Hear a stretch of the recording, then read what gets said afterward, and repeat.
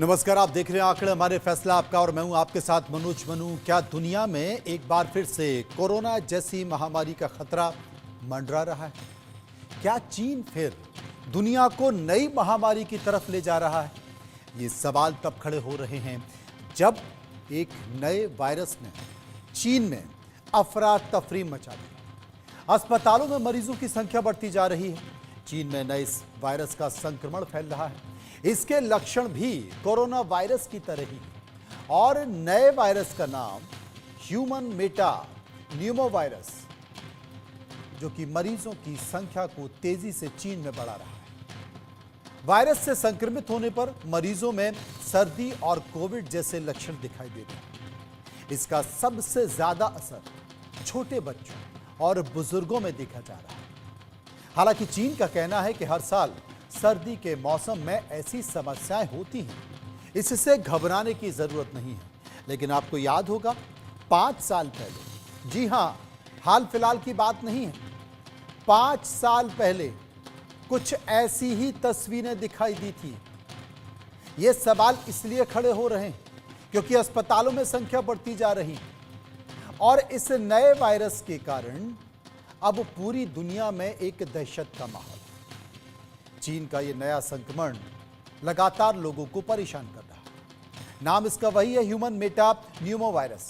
यह वायरस से संक्रमित होने वाले मरीजों की स्थिति अब सर्दी जैसी दिखाई देती है। छोटे बच्चों पर ज्यादा असर करता है। इन तमाम बातों के साथ साथ हर कोई इस बात की चर्चा कर रहा है कि क्या चाइना इस आपदा को लेकर गंभीर है? क्या चाइना कुछ छुपा तो नहीं रहा है? क्या चाइना लोगों को अलर्ट नहीं कर रहा? और WHO ने भी इसे लेकर अब तक कोई भी ऐसी एडवाइजरी जारी नहीं कर रही है। लेकिन चाइना की तरफ से जो जानकारी हमें मिल पा रही है उसमें यह कहा जा रहा है कि घबराने की जरूरत नहीं है। लेकिन आपको याद होगा 5 साल पहले 2019 के अंत में चीन के वुहान शहर से कोरोना फैला था और उस वक्त भी अस्पतालों से कुछ ऐसे ही वीडियो सामने आए थे जिनमें लोग सांस की तकलीफ और खांसी की शिकायत के बाद अस्पतालों में भर्ती होते दिखाई दिए। देखते ही देखते ये संकट पूरी दुनिया के सामने खड़ा हो गया। पूरी दुनिया में 70 करोड़ से ज्यादा कोरोना के केस दर्ज किए गए, लाखों लोगों की जान चली गई। ऐसे कई सवाल हैं। क्या चीन से ही फिर महामारी फैलने वाली है? क्या चीन इस वायरस को लेकर कुछ छुपाने की कोशिश कर रहा है? आज इसी मुद्दे पर हम चर्चा करेंगे, समझने की कोशिश करेंगे। इसमें हमने जनता की राय भी जानने की कोशिश की है, लेकिन उसके पहले हमने एक रिपोर्ट तैयार की है। इस रिपोर्ट को देखिए।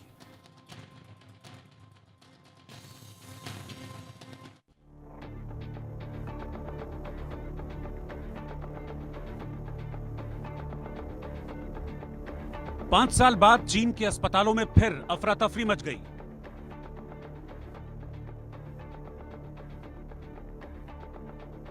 अस्पतालों में मरीजों की संख्या अचानक से बढ़ने लगी।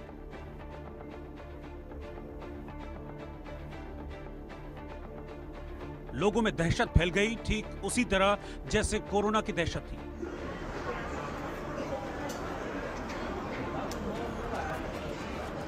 वजह है कोविड-19 के बाद चीन में फिर एक बार नए वायरस का संक्रमण।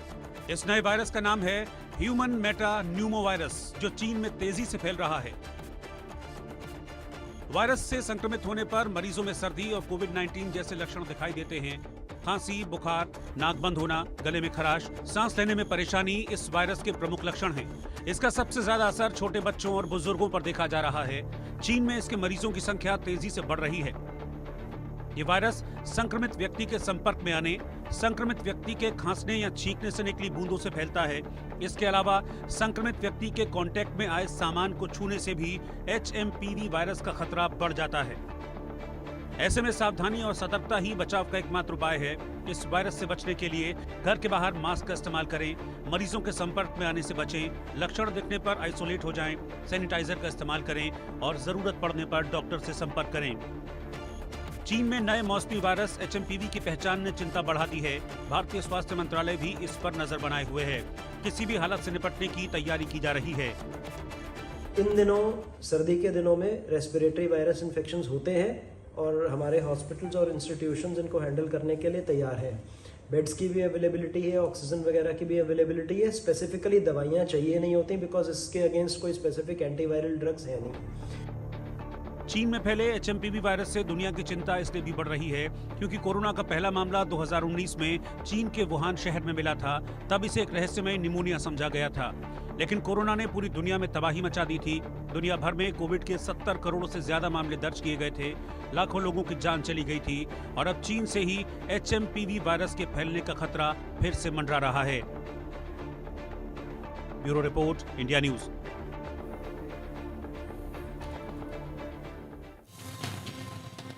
और इसी वायरस को लेकर कुछ सवाल हम लोगों से पूछे, लोगों ने इस पर अपनी राय भी दी है। वो जो सवाल पूछे वो इस वक्त आपके सामने कि क्या आपको पता है कि चीन में कोरोना जैसा एक नया वायरस ह्यूमन मेटान्यूमो वायरस HMPV फैल रहा है।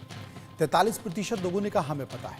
57% लोग बोल रहे थे कि हमें इसकी कोई जानकारी नहीं है। सवाल एक और, चीन में एक और वायरस ह्यूमन मेटान्यूमो वायरस तेजी से फैल रहा है।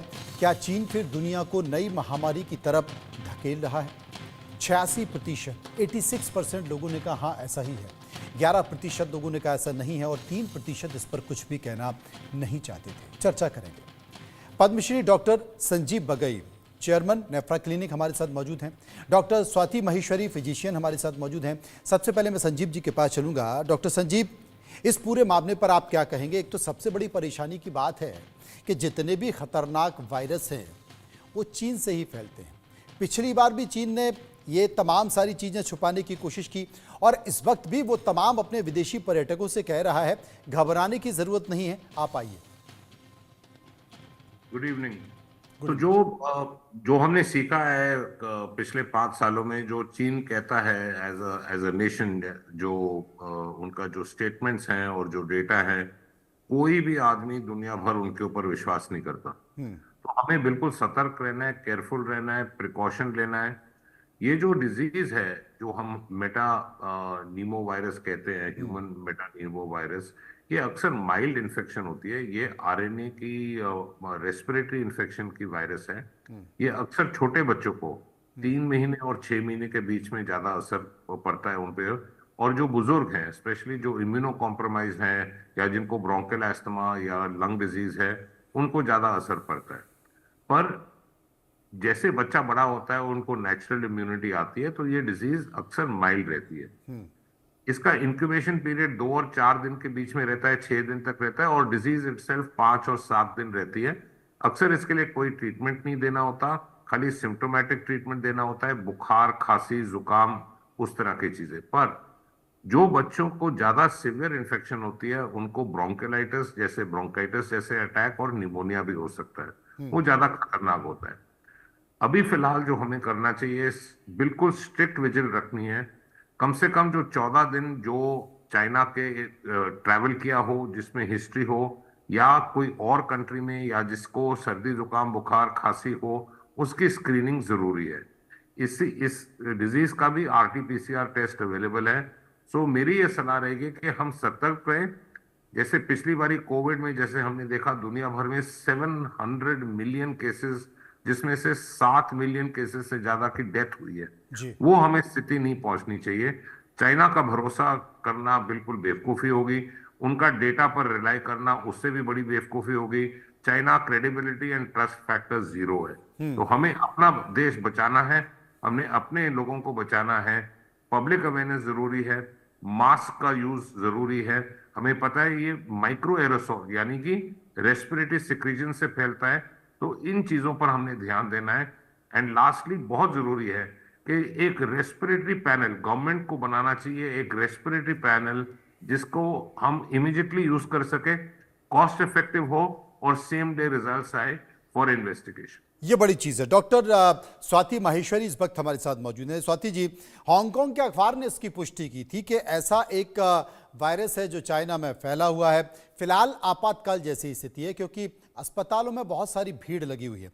चाइना ने इस बात की पुष्टि नहीं की, चाइना ने इस बात को लेकर किसी को बताया भी नहीं, लेकिन हांगकांग के अखबार से लोगों को पता चला। उसके बाद पता चला कि वाकई चाइना के कई सारे अस्पतालों में भीड़ देखी गई है, बच्चों को और बुजुर्गों को इसमें इन्फेक्शन देखा गया है। लेकिन इसके संक्रमण की स्थिति क्या है और इसको लेकर अभी तक कोई भी ऐसी एडवाइजरी WHO ने भी जारी नहीं की है, जो कि करना चाहिए, क्योंकि अगर बहुत सारे टूरिस्ट वहां जा रहे हैं, तमाम लोग चाइना से निकलकर दूसरे देशों में जा रहे हैं, पहले जो गलती हुई कम से कम इस बार ना हो, तो इस बार WHO ने भी कोई एडवाइजरी अब तक जारी नहीं की है, कुछ खास संकेत इस तरीके से नहीं दिए हैं और भारत में भी एयरपोर्ट पे या तमाम इस तरह पर कोई भी एडवाइजरी नहीं है।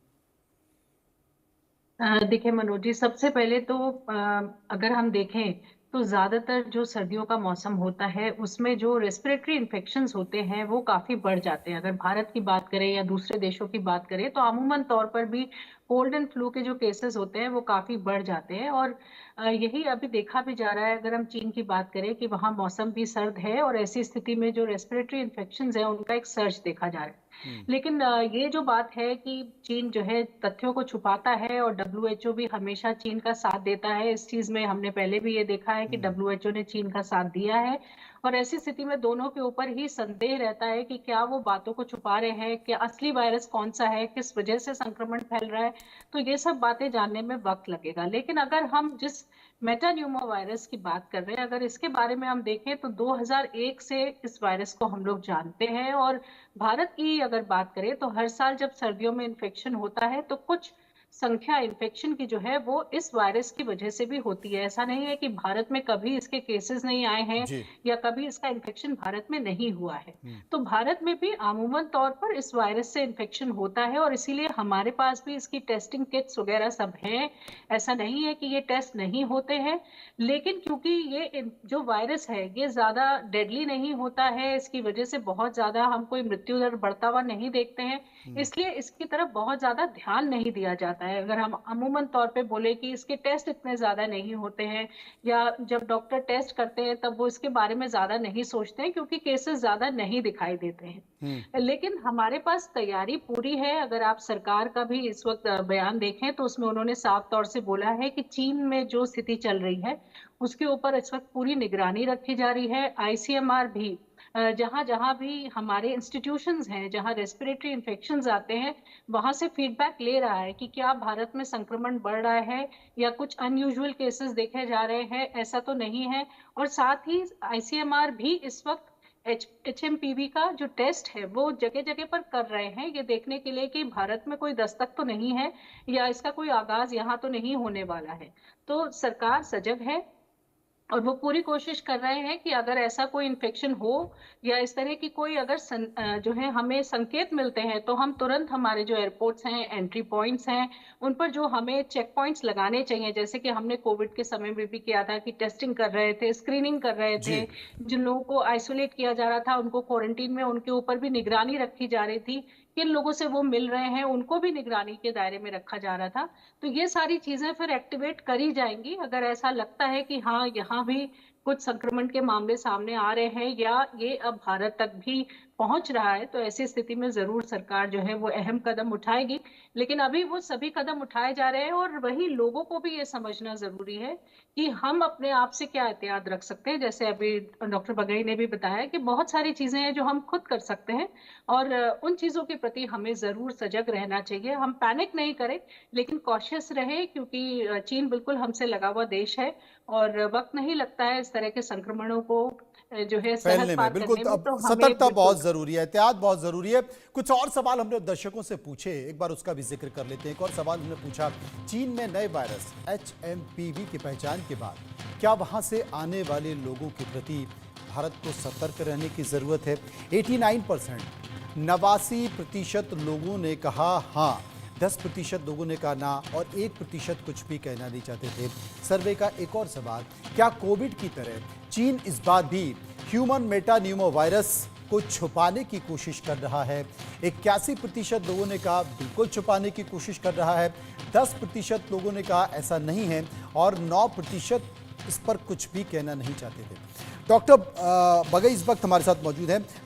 एक चीज़ मैं पूछना चाहता हूं डॉक्टर साहब, क्योंकि दोनों ही हमारे जो पैनलिस्ट हैं डॉक्टर हैं, उन्होंने कहा है कि चीन पर भरोसा करना ठीक नहीं है। पहले भी देखा गया कि WHO चीन की तरफदारी करता रहा है, तमाम सारी चीज़ों पर वो पर्दा डालने की कोशिश करता है, और इस बार भी अब तक WHO ने कुछ नहीं कहा। तमाम देश हैं, कई ऐसे देश हैं जो इस बात को लेकर अलर्ट है, वहां पर चर्चा चल रही है। और जैसा कि स्वाति जी ने कहा कि पैनिक होने की जरूरत नहीं है, लेकिन पैनिक तो तब ना हुआ जाए जब आपको इस बात की जानकारी हो, इस बात की एडवाइजरी दो। तमाम मीडिया में, सोशल मीडिया में चाइना से जो खबरें निकल कर आ रही हैं, उसमें ऐसा लग रहा है कि क्या एक और कोविड आने वाला है, क्या चीन से आने वाला है। जो सवाल हमने लोगों से पूछा है कि क्या चाइना छुपा रहा है, ये वाकई खतरनाक हो सकता है, तो इसे लेकर स्पष्ट कौन करेगा? WHO ही करेगा। और WHO कम से कम एक ऐसी बॉडी है कि अगर उसने इंटरनेशनल लेवल पर एडवाइजरी इसे लेकर जारी कर दी और संकेत जारी कर दिए या बता दिया, तो कम से कम लोग यकीन कर सकते हैं, लेकिन अब तक वो चुप्पी साधे हुए। तो WHO का भी रोल जो पिछली बारी था काफी ग्रे एरिया था जी। उन्होंने अपना पूरा जो फर्ज उनको निभाना चाहिए था वो असफल रहे हैं। आज की डेट तक हमें जो ग्राउंड जीरो की जो रियलिटी रिपोर्ट है कोविड की, वो अभी तक दुनिया के सामने आई नहीं है। और क्योंकि इसका इंक्यूबेशन पीरियड शॉर्ट है और ड्यूरेशन शॉर्ट है, अगर किसी इंटरनेशनल ट्रैवलर की हिस्ट्री हो पिछले 7, 8, 10 दिन चाइना में, स्पेशली उस प्रोविंस के थ्रू, या उनको सर्दी जुकाम बुखार खांसी वीजिंग हो, तो उनको स्क्रीन करना जरूरी होता है। पर WHO को एक सिंपल एडवाइजरी देनी चाहिए, जो डूज डोंट्स हैं, ट्रैवल रिस्ट्रिक्शंस, अगर जरूरत है, कब जरूरत है, किस प्रकार का टेस्ट है, क्या सिम्टम्स हैं, क्या लक्षण है, वो WHO को देना चाहिए। पर जो इंडियन सब कॉन्टिनेंट है, क्योंकि कोविड के बाद हम इतने गुड स्थिति में, अच्छी स्थिति में है, क्योंकि हमारा इंफ्रास्ट्रक्चर पहले भी ठीक था पर अब उससे बेहतर है, हमें कोई दिक्कत नहीं पड़ेगी, क्योंकि ओवरऑल ये डिजीज माइल्ड है, इसमें ज्यादा खतरनाक वाली बात नहीं है। पर हमने 1 मिनट भी अपने आंखें बंद नहीं करनी, क्योंकि हम पिछली बारी चाइना के थ्रू, इनफैक्ट खाली इंडिया नहीं पूरे ग्लोब ने देखा है, उन्होंने धोखा खाया है। सो जो उन डेटा देंगे, क्या जो वो म्यूटेशन एनालिसिस देंगे, जो जिनोमिक कोड देंगे, उनका कोई भरोसा नहीं। ये बड़ा संकेत